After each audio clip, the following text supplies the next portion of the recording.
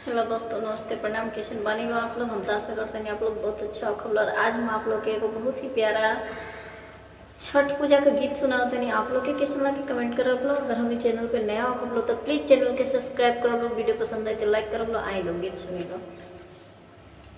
चंदन काठे के नैया नैया खेवेले माला, चंदन काठे के नैया नैया खेवेले माला, तही नैया उतारे महादेव संघमा गौरा जी सत, तही नैया उतारे महादेव लेके गौरा जी सत, गोदिया में गणपति लाला नामा जिनकर कोसिया भरई, गोदिया में गणपति लाला नामा